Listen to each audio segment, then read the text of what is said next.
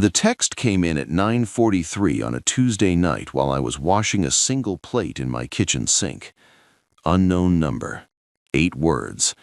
Your wife is at the Marriott, room 312. I read it 3 times. Then I dried my hands on the dish towel, picked up my phone, and called my mother-in-law.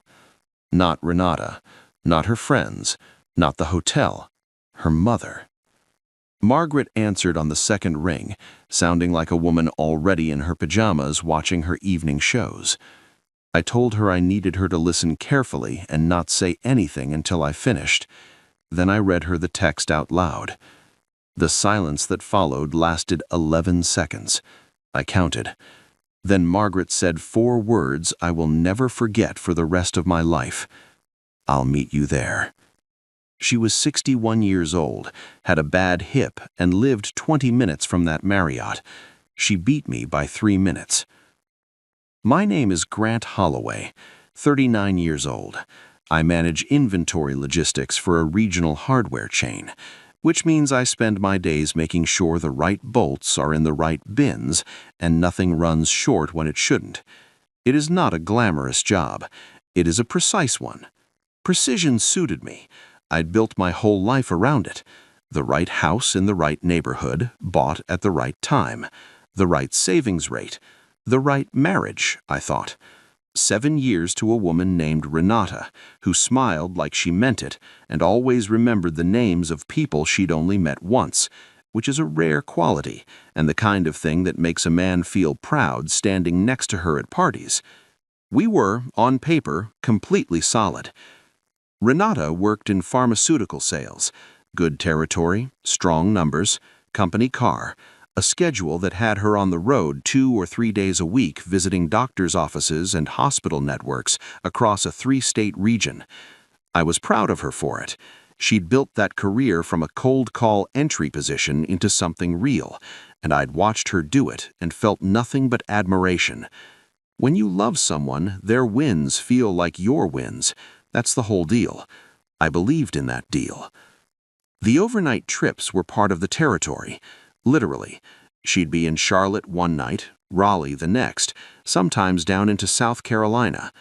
She called every evening when she was on the road. We had a routine. She'd call around 8.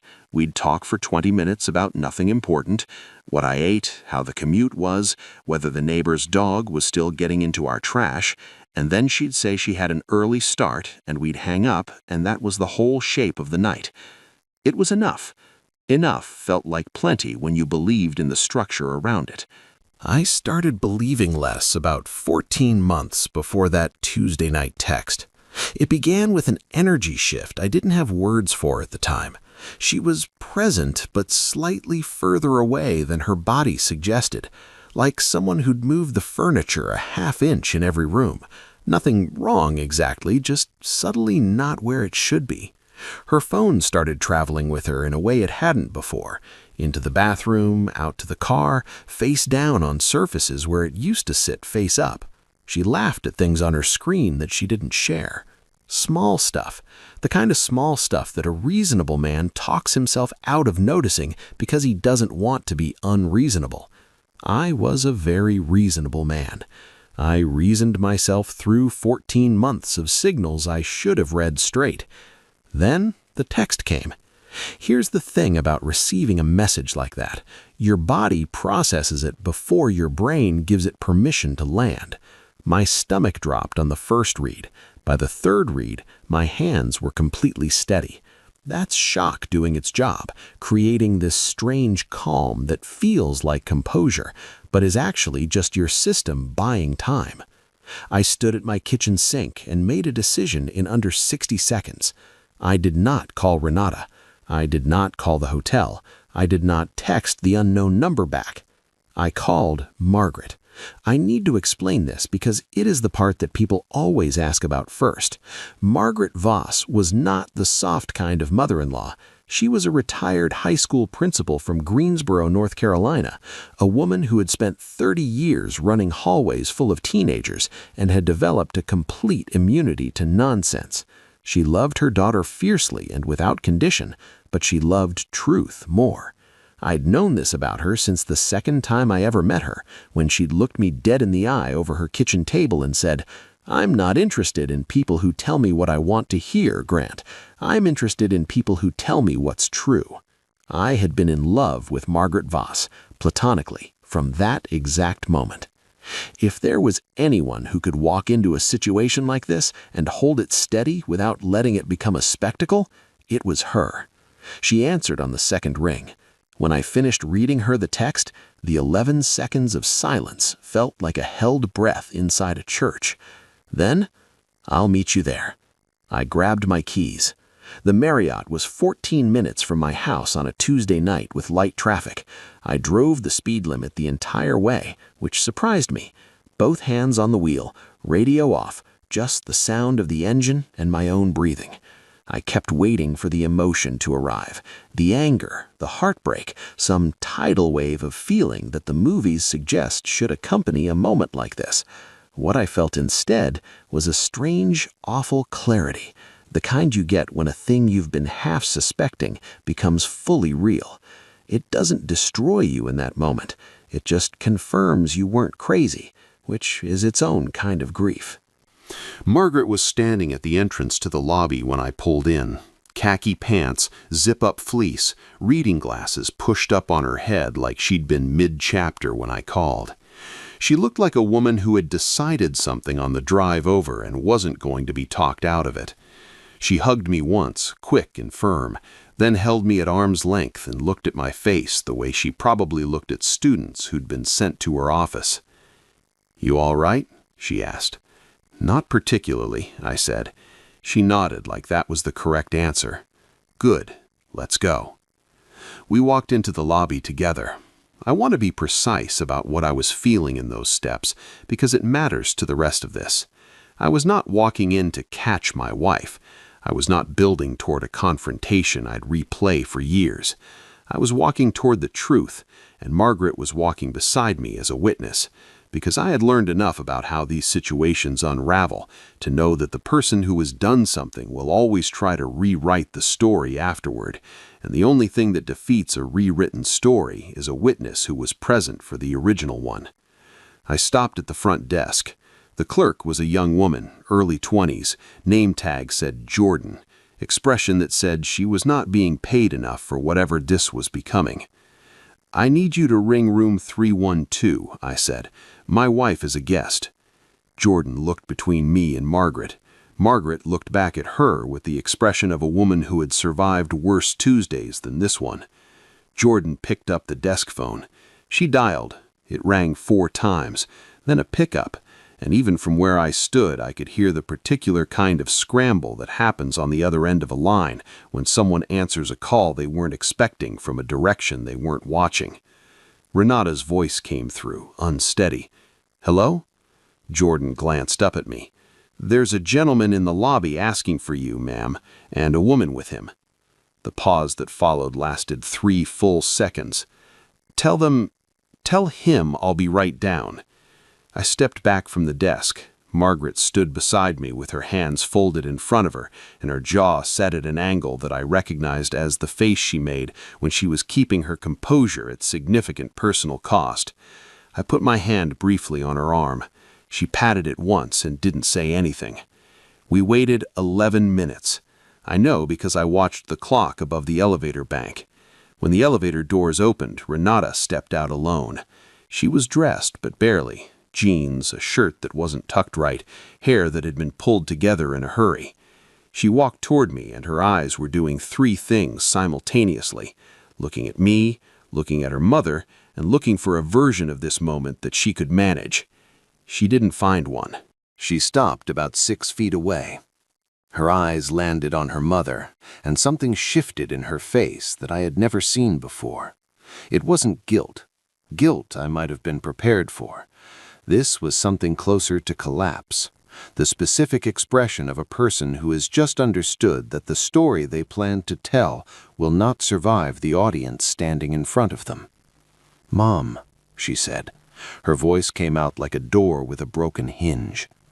Margaret looked at her daughter for a long moment, not with rage, not with tears, with the steady, clear-eyed look of a woman absorbing something she would have to carry for the rest of her life and choosing to carry it upright.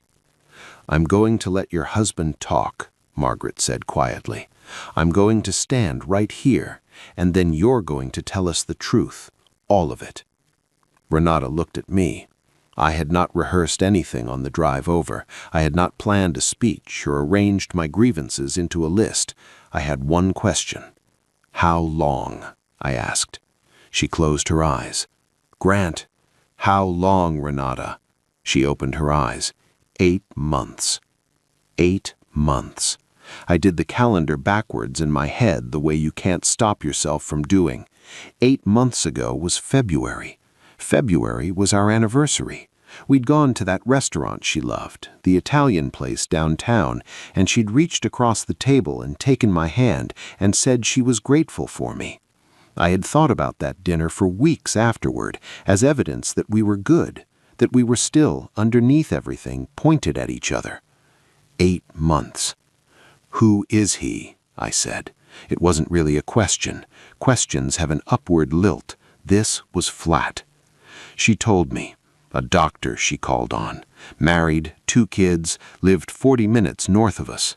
They met in a hospital corridor, which sounds like something from a television script, but was apparently just real life arriving without concern for originality.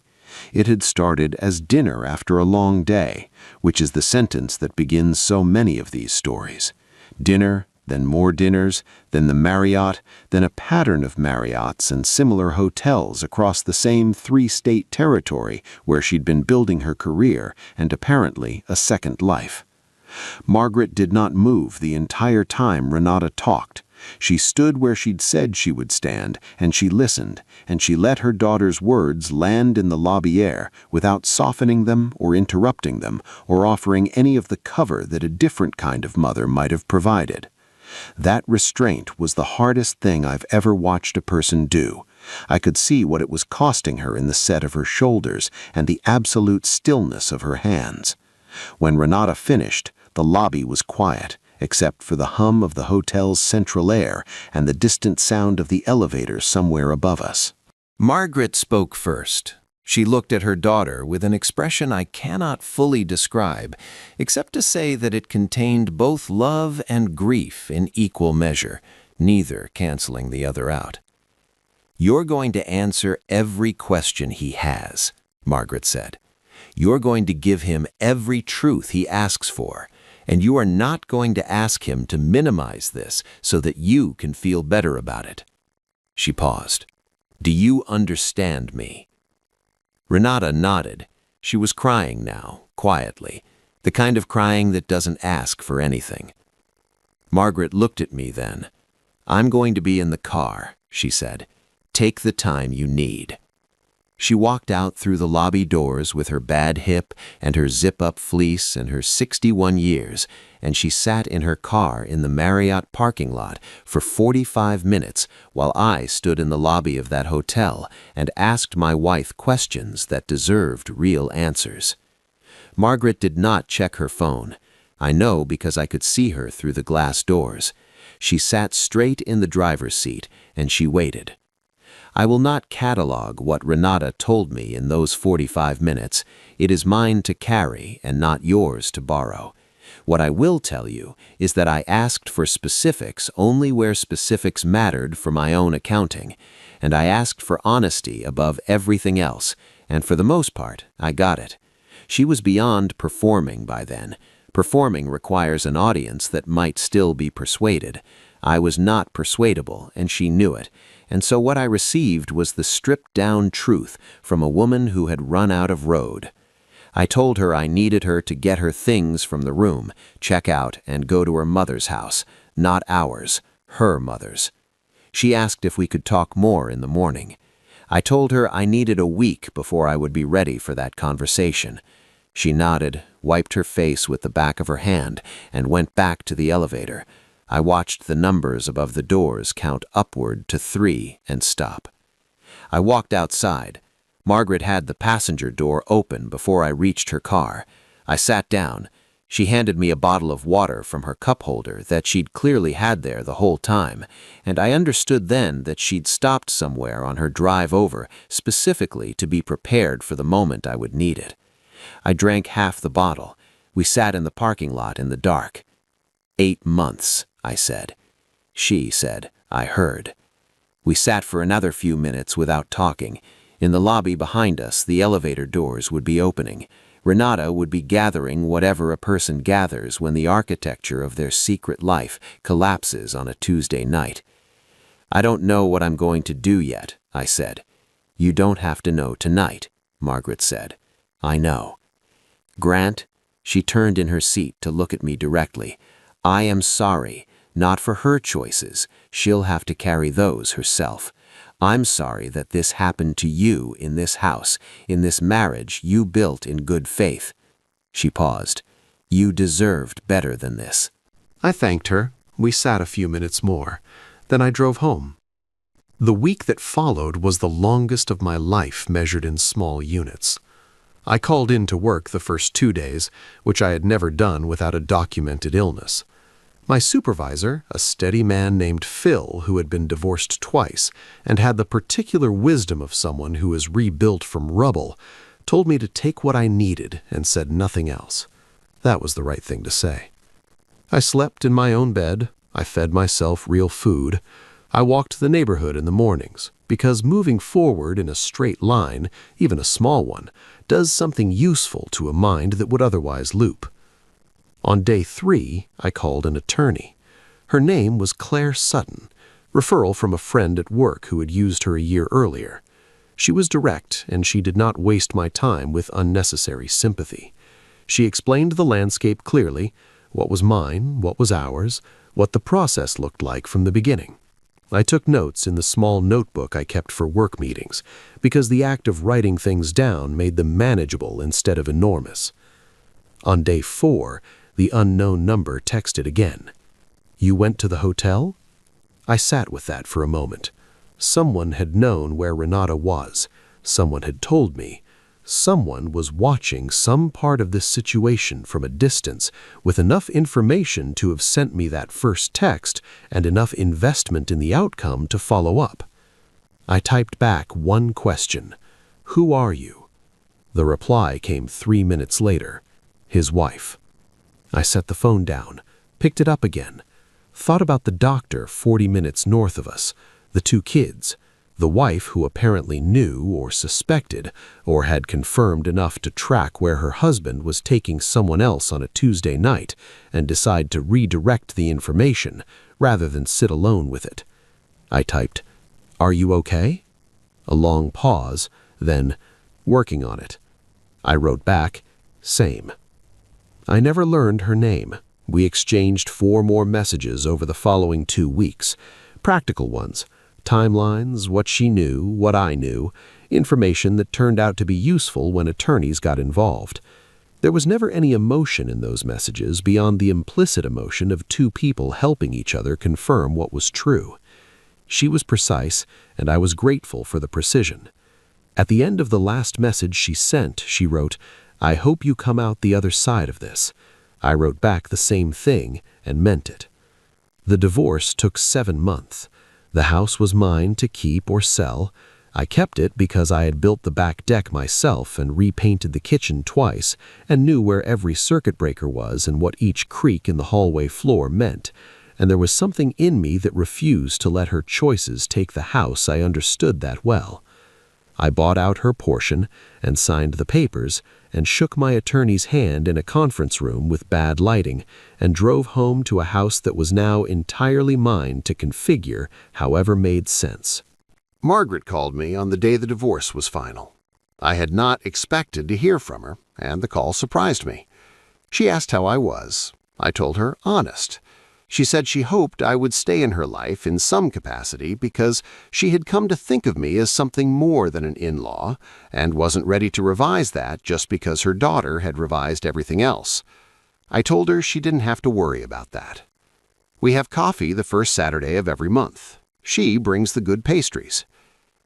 I'm telling you this story because men who receive messages like that one sit with them alone more often than they should.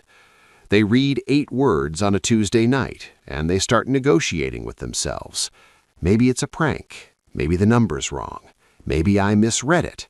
Maybe if I don't look at it directly, it means something different than what it says. I did not negotiate. I picked up the phone, and I called the person who would hold the truth steady with me. And then I walked toward the thing I needed to see instead of away from it.